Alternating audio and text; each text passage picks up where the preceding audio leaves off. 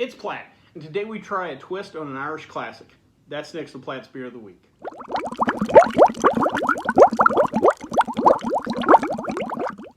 So the particular beer we have today is a chocolate mint stout. Comes to us from the fine folks at Guinness. I'm filming this a couple days before St. Patrick's Day. You guys will see this a few days after.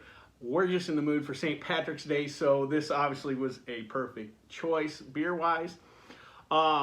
This particular beer comes to us from the fine folks at Guinness Brewing, located at St. James Gate, Dublin, Ireland. A little background into Guinness. Guinness was founded by a gentleman named Arthur Guinness in 1759. It was originally known as St. James Gate Brewing. Obviously, eventually became known as Guinness Brewing. One thing you can say about Arthur, whether you like his beer or not, he was a heck of a businessman, because when he created the brewery, he signed a 9,000-year lease at 45 pounds a year. I'm going to say he came out ahead on that deal. Originally, Arthur was known for his ales. There were no stouts or porters or anything like that. He was just known for his ales at the time, and kind of got a following real quick, and by 1769 he began exporting to Great Britain. Now this was 7 years before the American Revolution, just to put some historical context into that. In 1778 though, Arthur began brewing a new kind of beer that was dark and known as a porter. At the time there was some technology changing in how barley was roasted and malted, and they were able to get some darker malts that created darker beers, and porter was that kind of first beer that kind of started the darker beer revolution. They did not use the term stout for a long time. It wasn't until around the 1840s that they began using the terms single stout and double stout. Most likely they probably referred to the beers actually as single stout porters or double stout porters, eventually just dropping the porters.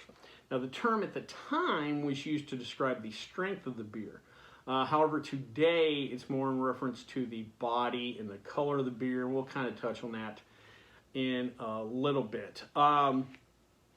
Quickly, though, after the introduction of his porters, however, Guinness really started becoming a big name, again, exporting the beers. They were already producing 350,000 barrels a year all the way back in 1868. There are a ton of breweries today that would love to do that production numbers, like I said, today. They've been doing that for 150 plus years. One of the things they did at the start of World War I, they wanted to do their part to help the Allies. So they encouraged employees to enlist in the service. Roughly about 800 employees, I think, or so did. And they had a policy that if you went off to war, they would pay your family half wages while you're off fighting. And if you were lucky enough to survive the war, you had a job waiting for you when you came back, which was kind of a cool policy. Now, what wasn't a cool policy of theirs was something they had in place up until 1939. If you were a brewer at Guinness and wanted to marry a Catholic, you had to resign. Apparently, it wasn't until really the 1950s and 60s that Guinness finally was openly recruiting and would hire Catholics. They were obviously on one side of the Catholic Protestant issue that haunted Ireland for so long. Hopefully we're past those days. In 1959, Guinness kind of took a big leap forward, especially with their stouts. They switched from carbonating with CO2 to nitrogen, giving it that unique kind of creamy, almost milky mouthfeel. They were the first major brewery to do that and really kind of set their product out from other products today. Also kind of became the final formulation of their stout that we know of, that we know of it today as.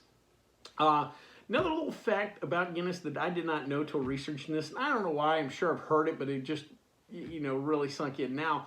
Guinness Book of World Record was an actual creation of Guinness marketing. Apparently it was a giveaway they were doing at the time. Probably some trivia night somewhere in Ireland started the whole mess. But Guinness Book was part of the Guinness Company all the way up to about 2000, then it kind of got split off as its own entity. Around that same time, 2001, Guinness merged with a company called Grand Metropolitan, and they became known as Diageo, which is a massive international alcoholic beverage conglomerate that has tons of different products on there. Guinness is a separate division inside that entity, but it's part of a big corporate behemoth. Real quick, let's talk about some of Guinness's other beers. Of course, there's Guinness Stout, the Guinness Draft that everybody knows. 4.2% ABV. This is their flagship beer. Just right there, though, pointing out the ABV. At 4.2, it's similar to Bud, Miller, Coors, kind of mass consumption beers, and that's because over the years they've designed this beer to be almost closer to like a session style beer, more drinkable, more approachable.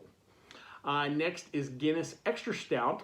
We're ramping things up a little bit, 5.6% ABV. Got a little drier finish, a little bolder flavor profile than the regular draft. Next we have Guinness Foreign Extra Stout, which takes things up another notch. We're at 7.5% ABV. This is a much bigger body, much bolder flavor. The Foreign Extra Stout and the Extra Stout, they're closer to what the original Guinness Stout was and kind of that style.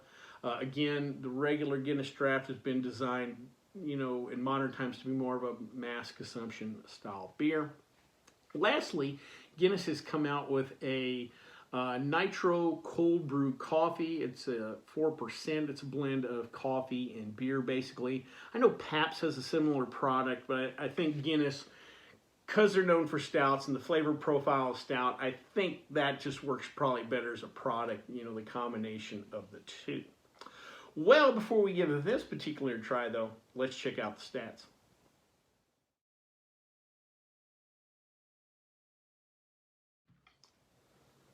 So today I thought, since we're kind of in the St. Patrick's Day mood, I would just throw out some real interesting fun facts about St. Patrick's Day. You know, it's one of my favorite holidays. I'm sure one of yours. And like I said, I just thought I'd share some facts. First and foremost is St. Patrick himself. The patron saint of Ireland was actually born in England. Apparently, as a teenager, he was abducted and taken to Ireland to live as a slave, eventually escaped and made his way back to Britain, began working in the church, and eventually came back to Ireland as a missionary, but was originally abducted to Ireland at first. One of the great legends about St. Patrick was that he drove the snakes out of Ireland. Only one problem: no snakes in Ireland, and there hasn't been. So I'm going to say that little story has been slightly exaggerated. Interestingly enough, since we're talking about St. Patrick's Day, the first St. Patrick's Day parade was not in Ireland. It was here in the U.S., but not in New York or Boston. It was actually St. Augustine, Florida in 1601. Apparently, even all the way back to 1601, people needed a good excuse to get out and have a little fun.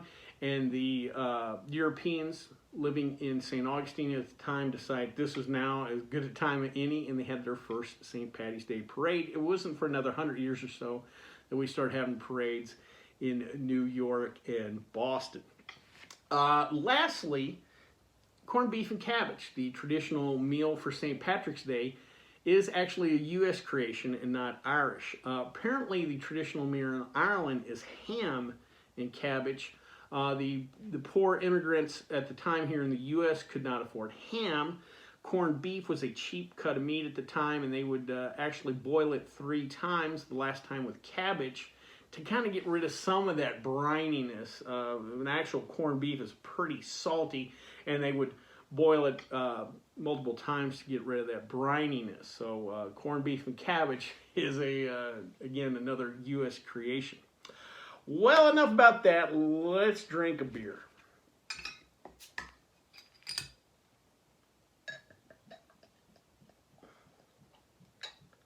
Oh, that pours nice and dark. Getting a little, almost finger width of dark khaki head.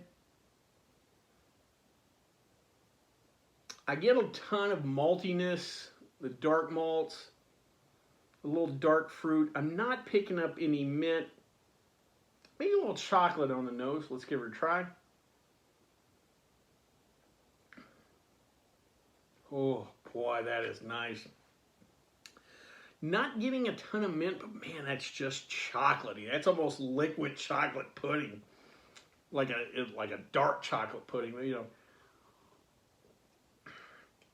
if you could get like some of those espresso dark malt notes into like I said, a chocolate pudding or chocolate milk. Does have almost some dark fruit notes into it too. You get bigger, higher ABV beer. This is 10.8. You're going, you know, you've just packed that mash bill so much malt that you're going to, you know, pick up some of those dark malt, you know, sweet notes, and I pick up that almost the dark fruits or dates, stuff like that. But man, that's just good. Like I said, the mouthfeel with the nitrous, just that's a good little beer. Like I said, I'm not picking up the mint. I wish we'd had a little more mint in it to complement the chocolate. This is just a good chocolate stout, if anything. Well, I hope you liked this video. If you did, please subscribe down below. Also, please like the video because it lets YouTube know we're putting out good content. If you have any questions, comments, concerns, or beers that you'd like me to try, please leave them in the comment section, or you can always contact me on the Twitter page. Till next time, bottoms up.